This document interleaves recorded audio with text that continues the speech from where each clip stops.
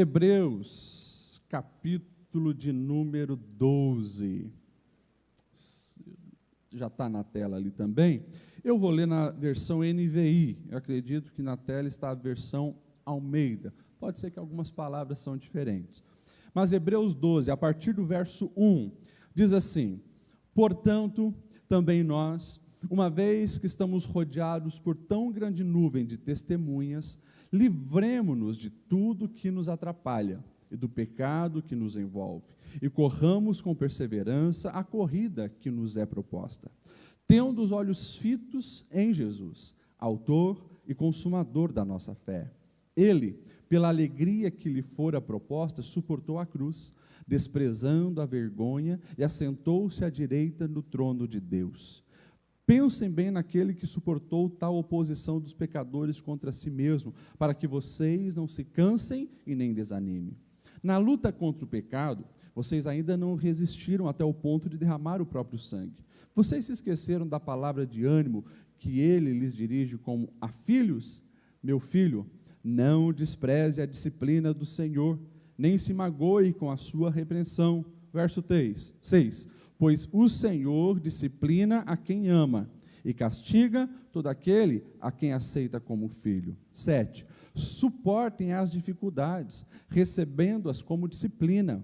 Deus os trata como filhos. Ora, qual o filho que não é disciplinado pelo seu pai?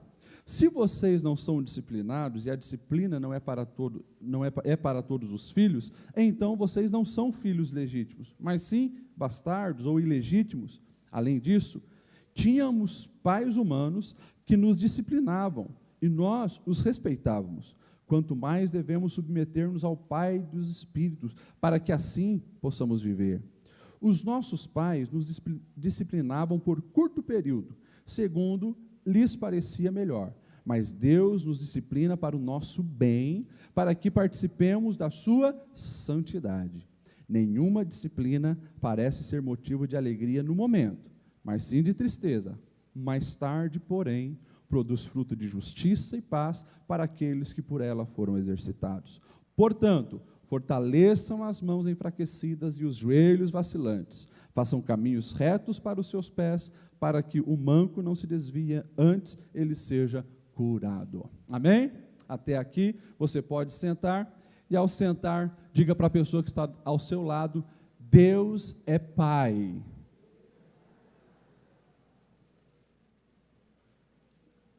Deus é Pai. Amém ou não amém?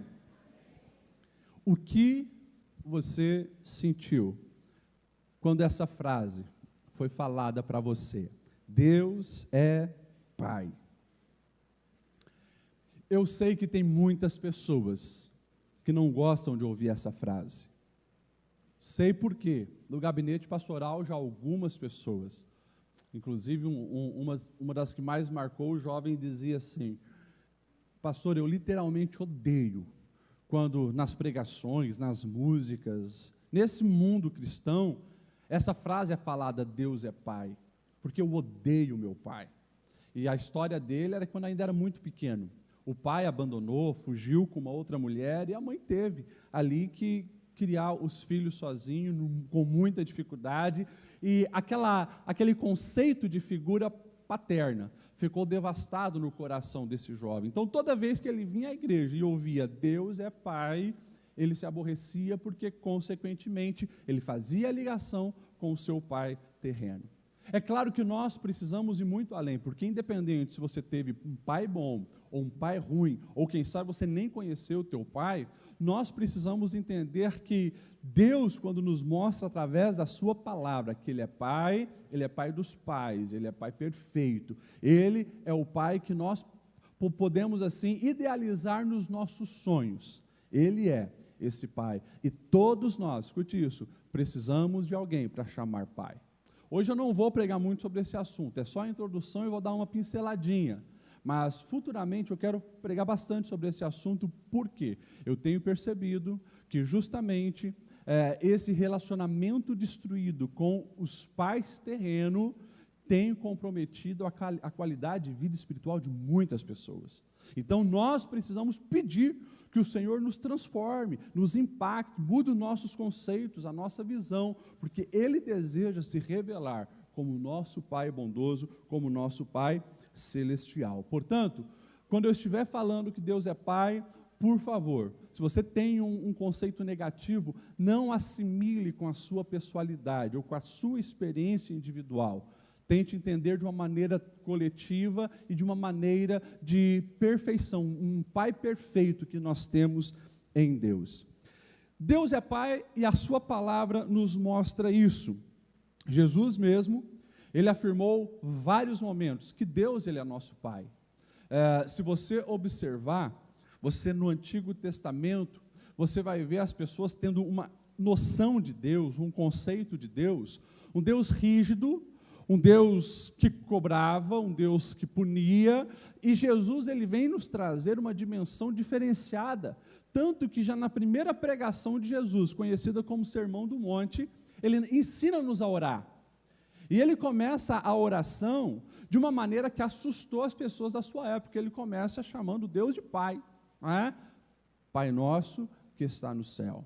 Já falei algumas vezes aqui desse púlpito que o povo de Deus, eles sempre gostavam de dar nomes a Deus, raramente eles falavam, né, o Iavé, né, ou aquele tetragrama, né, eles evitavam falar o nome de Deus, e até hoje é assim, porque eles consideram blasfêmia você falar o nome de Deus, então eles colocavam alguns nomes, né, o Jeová Rafa, o Jeová Jiré, o Deus que provê, o Jeová Nissi, o Jeová, né, Shalom. Conforme as características de Deus, eles iam dando alguns nomes. E daí vem Jesus, e já de início Jesus diz, Abba Pai, né? Paizinho querido. Isso foi um choque para a época. Nós vamos ver vários momentos de Jesus chamando Deus de Pai, inclusive as últimas palavras de Jesus na cruz, Pai, nas tuas mãos entrego o meu espírito. Esse conceito ficou claro. Os apóstolos entenderam quem nós somos em Deus a partir de Cristo, porque Ele veio para resgatar a nossa identidade de filho, que lá no Éden havia sido perdido. Em Cristo nós novamente fomos resgatados à família de Deus, por isso temos essa aliança de sangue. Daí você vai ver, por exemplo, João, já no capítulo 1 do Evangelho de Cristo que ele escreve, ele vai dizer no verso 11 e 12, ele veio para o que era os seus, mas os seus não os receberam, contudo, aos que o receberam, aos que creram no seu nome, deu-lhes o direito de se tornarem filhos de Deus, os quais não nasceram por descendência natural, mas pela vontade da carne, nem pela vontade da carne, nem pela vontade de algum homem, mas nasceram de Deus. Ou seja, ele reivindica já para nós essa filiação.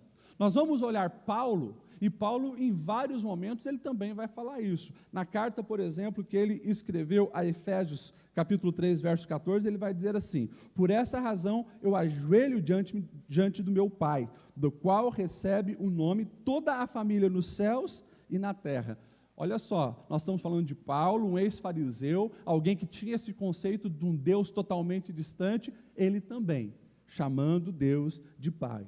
Romanos 8, que já foi citado aqui, lá no verso 28, Paulo vai dizer assim, pois aqueles que de antemão conheceu, também os predestinou para serem conformes à imagem do seu Filho, a fim de que ele seja o primogênito entre muitos irmãos. Olha o conceito de Paulo, Jesus é o nosso irmão mais velho, o primogênito que veio, e todos nós estamos agora nessa família. Nós quem? Nós que nos rendemos ao Senhor, nós que aceitamos o sacrifício da cruz. Ele é o irmão mais velho, nós somos os irmãos mais novos, mas todos nós somos filhos de Deus. Sendo filho de Deus, temos muitos, mas muitos privilégios. Temos Deus como o Pai que nos supre as necessidades. O próprio Jesus, no Sermão do Monte, ele vai dizer, Mateus 7, 9, qual de vocês, se o seu filho pedir pão, lhe dará pedra? Se pedir peixe, lhe dará uma cobra? Se vocês, apesar de serem maus, sabem dar boas dádivas aos filhos de vocês, quanto mais o Pai de vocês, que está no céu, dará coisas boas aos que o pedirem. E se eu perguntar para você, você já pediu algo a Deus e Deus te surpreendeu? Deus te deu muito mais do que você havia pedido, tenho certeza que muitas mãos vão se levantar aqui, porque nós temos um Pai que nos supre, que nos abençoa, que nos favorece.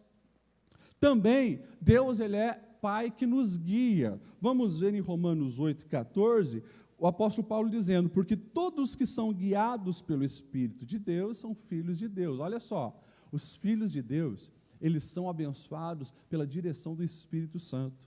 E isso aqui é fantástico. Olha o privilégio que você tem.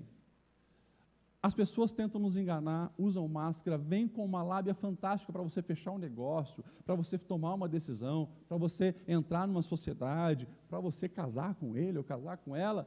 A gente tem o Espírito Santo que já está no amanhã e nós temos o privilégio de consultar o Espírito Santo e ele vai nos direcionar. Por quê? Porque somos filhos de Deus. O Pai vai nos dirigindo e nos conduzindo nas decisões. Que privilégio! O professor perfeito de todas as horas caminhando conosco. Nós temos também em Deus um Pai que nos protege. 1 João capítulo 5, verso 18, nós vemos o apóstolo escrevendo assim: sabemos que todo aquele que é nascido de Deus não está no pecado. Aquele que nasceu de Deus, Deus o protege, e o maligno não o atinge. Olha isso, a proteção espiritual que nós temos por sermos filhos de Deus e temos Deus como o nosso Pai. E é claro, eu acho que aquilo que também muda um gatilho na nossa mente é o fato de nós entendermos que como filhos de Deus, nós também somos herdeiros. E o texto da palavra vai dizer que não apenas somos herdeiros, mas co-herdeiros com Cristo, em Romanos 8, do 16 ao 17. Herdeiros do que, pastor Lediel? Herdeiros da salvação, herdeiros de uma paz verdadeira, herdeiros do reino de Deus. Essa compreensão precisa mudar a nossa vida.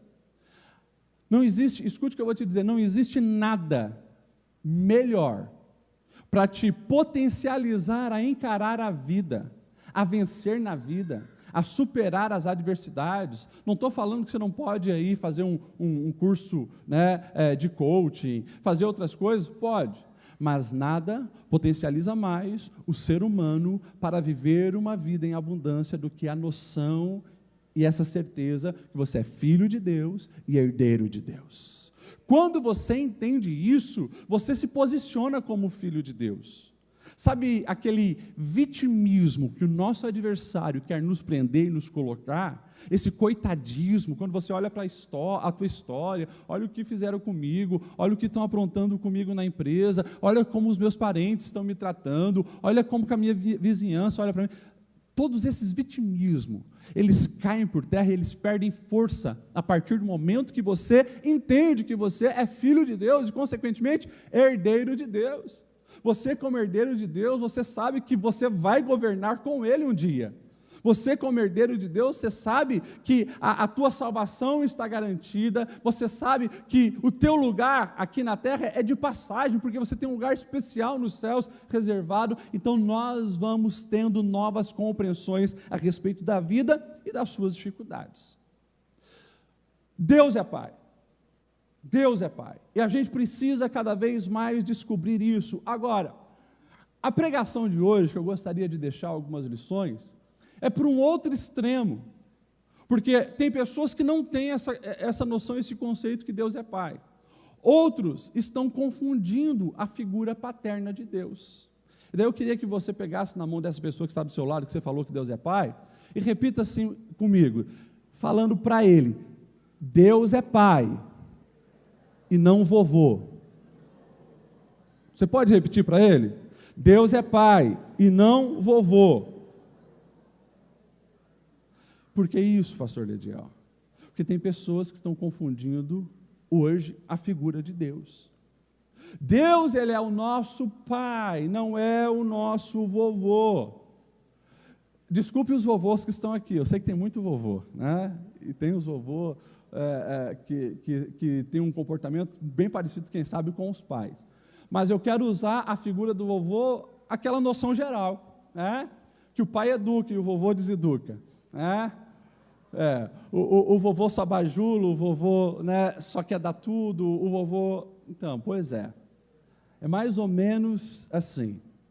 A gente precisa entender e baseado no texto de Hebreus, que se Deus é pai, escute isso, Deus é o nosso pai, o pai, ele impõe limites. O avô deixa tudo, o pai coloca limites. E quando eu falo pai, estou falando de pai e mãe. É claro que talvez hoje, hoje a gente, infelizmente, é difícil ler esse texto e compreender no sentido que o texto original queria nos passar. É difícil, sabe por quê? Porque tem uma geração de pais que não educa.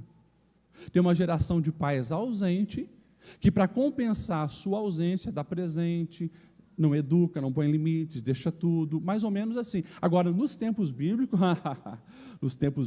pai era pai, mãe era mãe, e a vara comia, como diz o ditado. Tinha limite, não pode ter desobediência. Os pais exigiam dos filhos uma postura, uma conduta.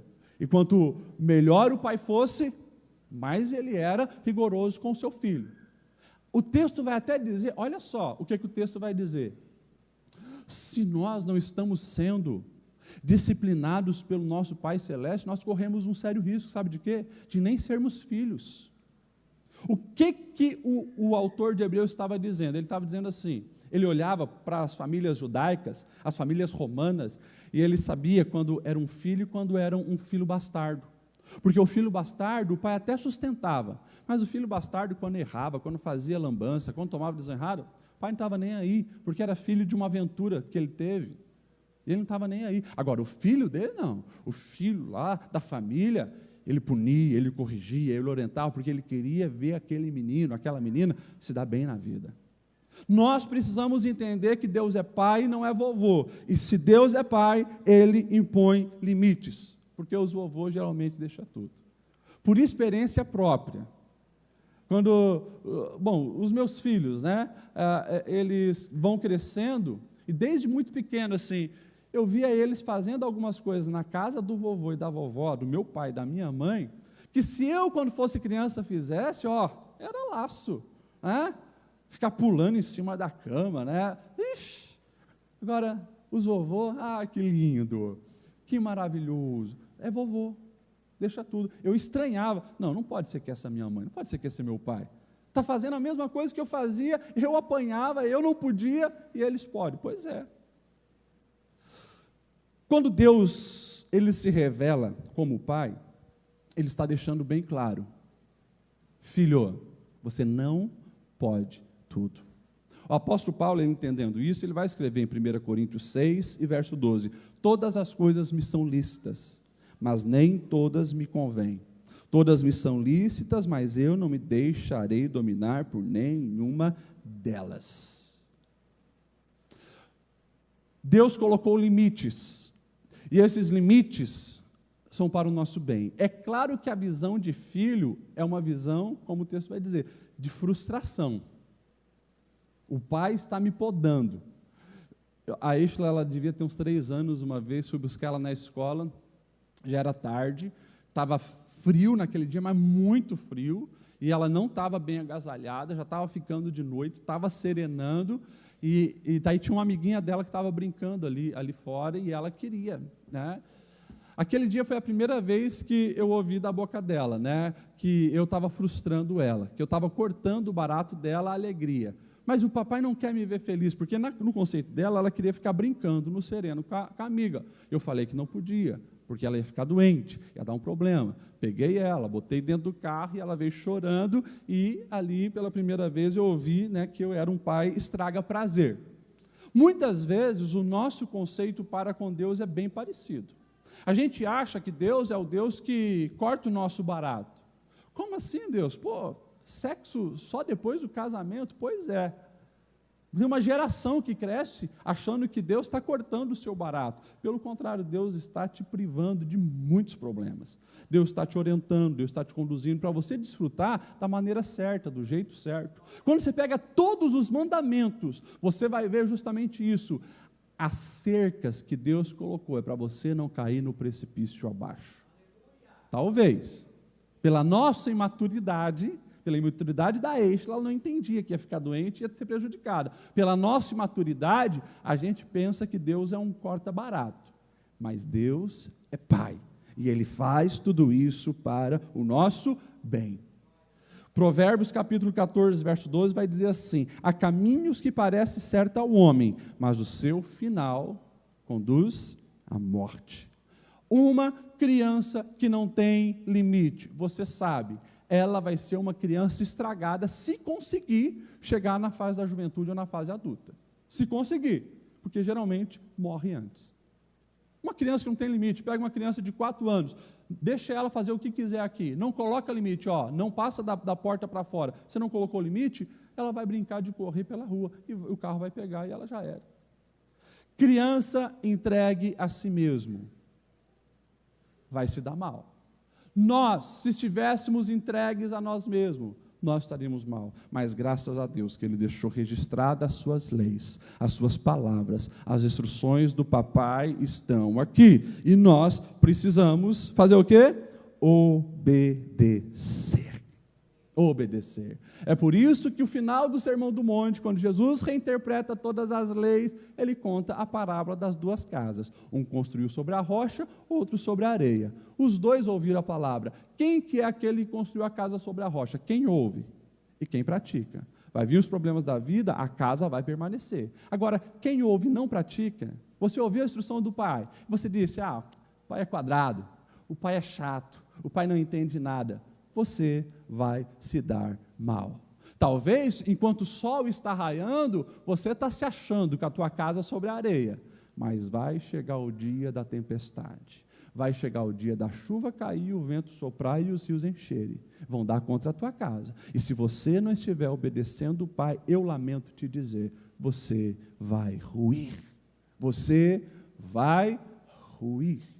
pastor, mas que palavra dura, pois é, eu só estou sendo um canal do Pai, reclame com Ele, porque tudo que eu estou dizendo está aqui, é a instrução do Pai de vocês. E quando nós estamos aqui cantando, Senhor, cumpra em mim a tua vontade, faça em mim o teu querer, tudo é muito bonito nas canções e na teoria, mas isso precisa estar no nosso dia a dia, na prática da nossa existência, para que de fato nós venhamos ser filhos que agradam o coração do Pai. Segunda verdade, o Pai ele impõe limite, e é por isso que muitas vezes também o Pai vai dizer não. Avô sempre diz sim.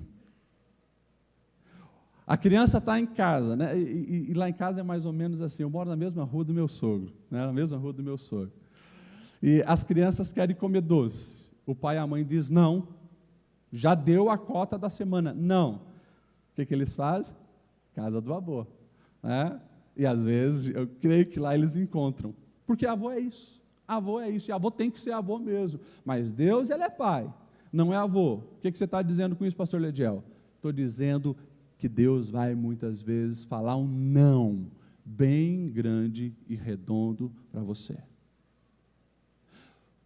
Quando o pai diz não, o que o filho faz? Birra, fica bicudo, acha que o pai não ama, acha que o pai não entende, é assim, e nós adultos com Deus é muito parecido, mas o pai diz não também para o nosso bem, ou para o nosso aprendizado e amadurecimento. Imagine se um pai que sempre diz sim, meu filho ele pediu o primeiro celular dele aos 3 anos de idade, se eu dissesse um sim, meu filho estava perdido hoje. Ano passado, achei muito engraçado o que aconteceu lá em casa, a Isla, era o dia das mulheres e ela não estava muito bem, não sei o que estava aborrecido aquele dia, né? Daí, naquele dia, eu fui buscar ela na escola e levei flores para ela, dia das mulheres. Ela ficou toda, né, toda prosa. O que você quer comer, minha filha?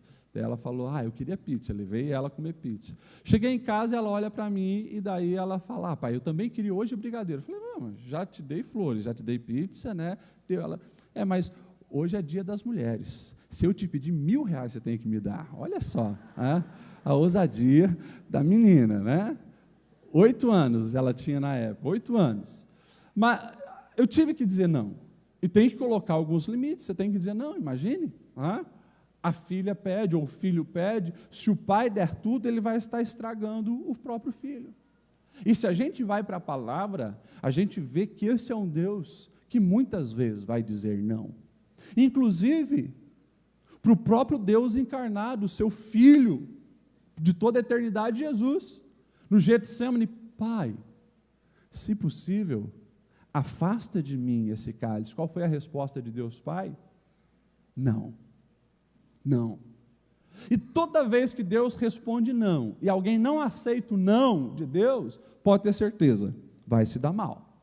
Você pega, por exemplo, as histórias clássicas, pega Abraão, eu quero um filho, eu quero um filho, eu quero um filho agora, agora, agora. Sara mesmo estava desesperada, porque foi dada uma promessa, então eu quero agora.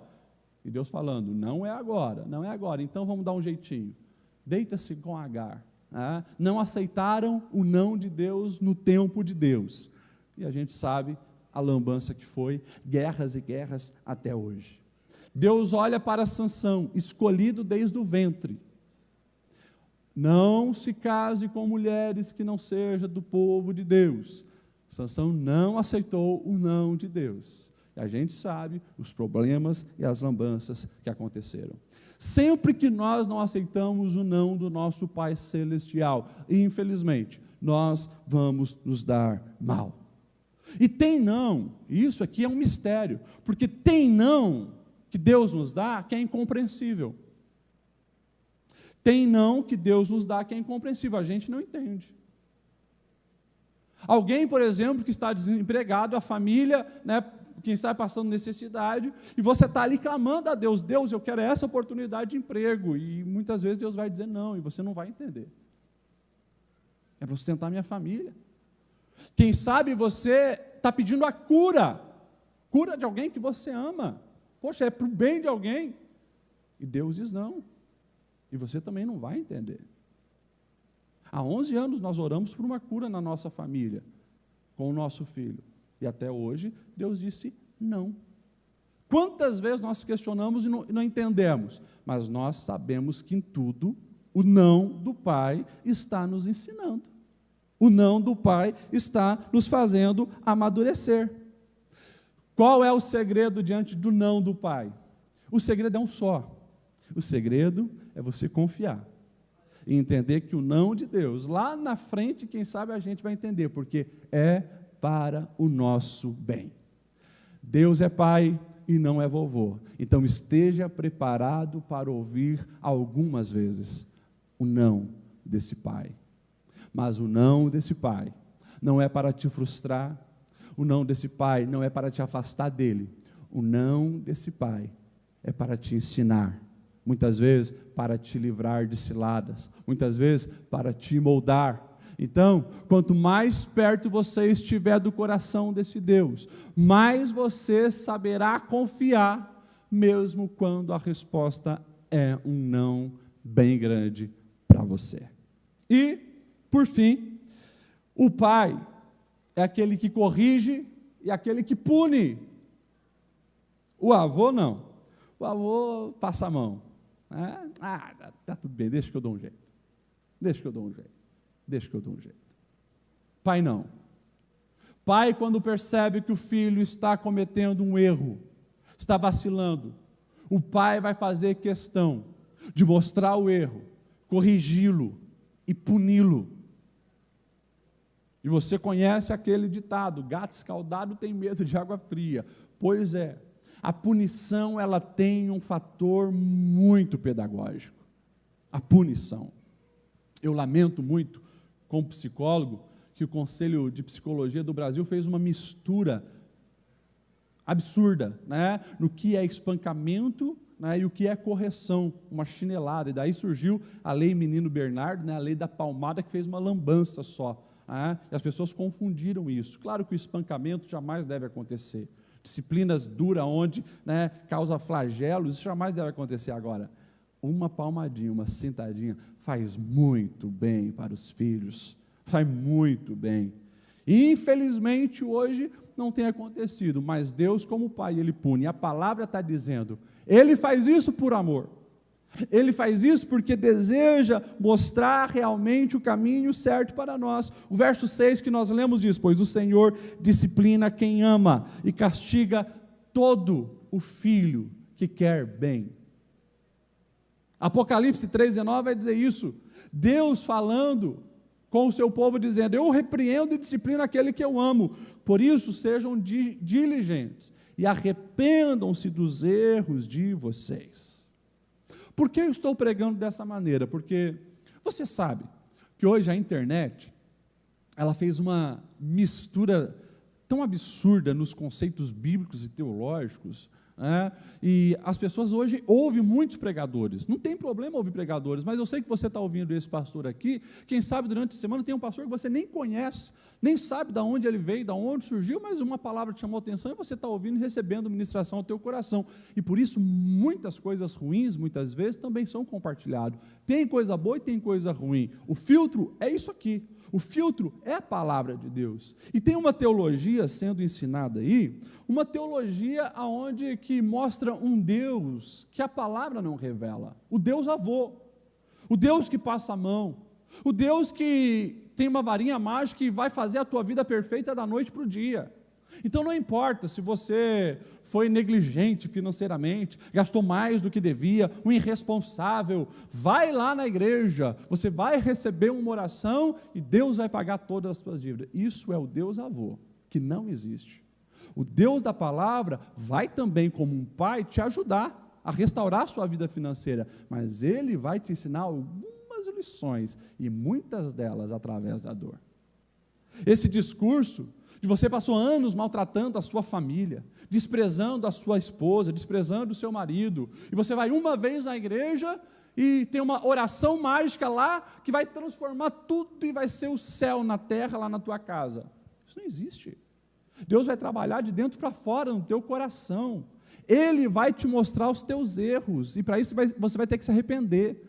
Para você se arrepender, você vai ter que enxergar algumas realidades doídas e sofrer algumas consequências doídas. Mas se você permitir o lapidar de Deus, vai ser doído, mas vai ser eficaz, vai ser eficiente. É assim que Deus faz.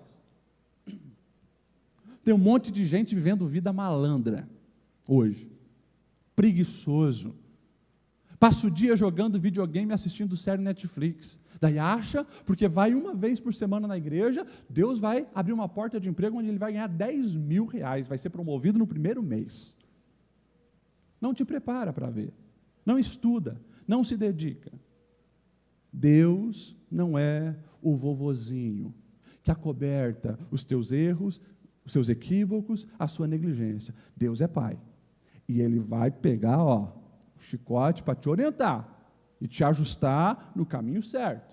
É por isso que o autor de Hebreus, ele vai dizer, gente, na hora da punição, ninguém está feliz, ninguém se agrada, mas a gente sabe que isso está nos moldando e nos preparando para, de fato, desfrutarmos o que Deus tem reservado para as nossas vidas. Dá uma olhada na palavra. Davizinho, escolhido de Deus desde menino, o ruivinho que matou o gigante ficou famoso, conhecia Deus, salmodiava a respeito de Deus, era, quem sabe, do Antigo Testamento, o personagem que mais tinha essa noção já de paternidade de Deus, o Davizinho, homem segundo o coração de Deus. Pois é, mas ele, como filho, resolveu desobedecer, extrapolou o limite, cobiçou a mulher alheia, caiu em adultério, mandou matar a mulher dela. E daí? O Deus se manifestou como um Deus vovô ou um Deus papai? Vem Natã, com o dedo na cara dele. Tu é esse sem vergonha que você está condenando. E dá uma olhada na condenação. Se você ler 2 Samuel capítulo 12, versículo 10, você vai ficar assustado o que Deus fala para Davi. Agora, pois, não se apartará a espada jamais da tua casa, porquanto me desprezaste e tomaste a mulher de Urias, o heteu, para ser a tua mulher. Assim diz o Senhor, eis que a tua própria casa eu suscitarei o mal sobre ti. Tomarei as tuas mulheres da tua própria vista e as darei ao teu próximo, o qual se deitará com elas à plena luz do dia. Vai um pouco mais para frente na história, você vai ver que Absalão se levanta contra o próprio pai. E quando o pai tem que sair que nem um cachorrinho fugindo de Israel, de Jerusalém, esse filho pega as concubinas de Davi e abusa sexualmente delas diante do povo, à luz do dia. punições absurdas. Quando você olha isso, caramba, que loucura é essa? Agora, continue lendo a história de Davi. Você vai ver que o filho aprendeu a lição. Você não vê mais Davi adulterando. Morre como um grande servo de Deus, deixando um grande legado. Procura lá, não adulterou mais.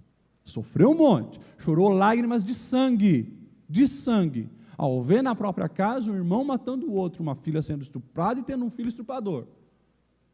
Chorou lágrimas de sangue, mas aprendeu a lição. Pega qualquer personagem bíblico e você vai ver Deus se manifestando com amor àquele personagem, querendo exaltá-lo, tem que passar por um processo de disciplina, de lapidação. É filho amado, mas filho também sofre a disciplina.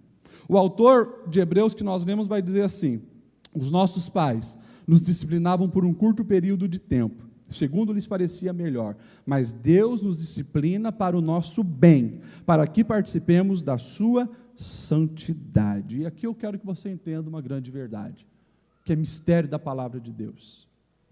Eu estou aqui dizendo que Deus é pai, não é avô, e Deus vai também disciplinar os seus filhos, Deus vai nos disciplinar. Agora, vamos lá, você acha que Deus vai mandar um anjo do céu, com um chicote divino na mão, para te dar umas lambadas? Isso não vai acontecer. Você está usurpando o que não é seu, você está cobiçando o cônjuge do outro, vem cá que eu vou te dar umas chicotadas. Não é assim que funciona. O que o texto nos revela? Deus usa o cotidiano, o dia a dia, sofrimentos e lágrimas do dia a dia, situações que nós nem imaginamos. Quem está por trás permitindo é Deus, para te ensinar, te lapidar e te moldar. Esse Deus da palavra é um Deus soberano, e Ele é o nosso Pai. E no dia a dia, mesmo com as dores, mesmo com as lágrimas, como a palavra diz, a gente não vai entender. Eu me lembro quando eu apanhei muito de cinta, e muitas vezes de vara. Eu olhava para o meu pai, e algumas vezes ele dizia: meu filho, isso aqui é para o teu bem, dói mais em mim do que em você, ele falava. Isso aqui é porque eu te amo. Algumas vezes eu falava para ele: pô, mas que amor é esse? Então me odeia um pouco. Mas hoje eu entendo. Quando eu falo isso para os meus filhos, no momento eles não estão entendendo. Dói.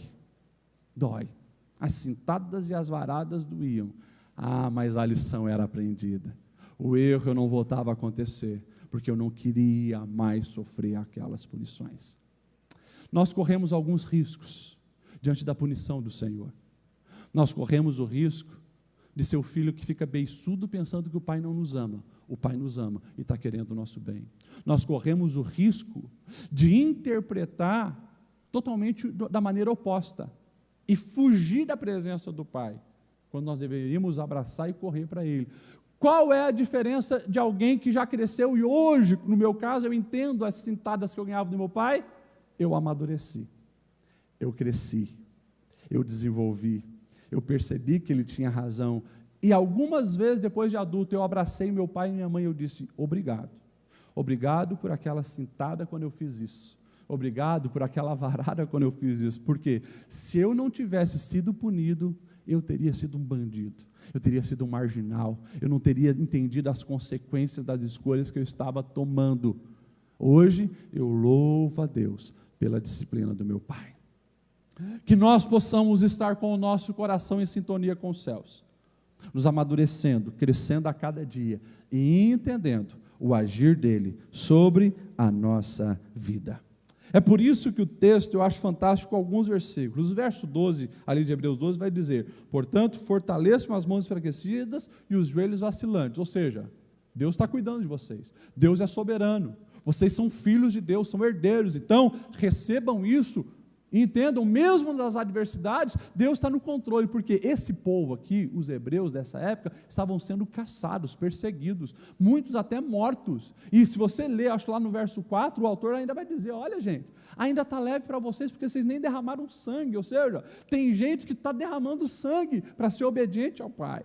Então para vocês ainda está leve. E o verso 1 e o verso 2, ele vai dizer: portanto, Nós, que uma vez estamos rodeados por tão grande nuvem de testemunhas, ele no capítulo 11, ele está falando da galeria dos heróis da fé, aquelas pessoas que passaram e deixaram um legado na vida. Daí ele vai dizer assim, olha só, vamos ler junto. Portanto nós, pois que estamos rodeados de uma tão grande nuvem de testemunha, deixemos tudo que nos embaraça, deixemos todo o embaraço. Ei, filho, tem coisas que os herdeiros de Deus não podem estar envolvidos. Se desembaraça disso, sai fora. E o pecado que tão de perto nos rodeia. Está longe o pecado? Está ali, no dia a dia, está ali, na tela do teu celular, a proposta. Está ali na tua sala de trabalho, está ali, pertinho.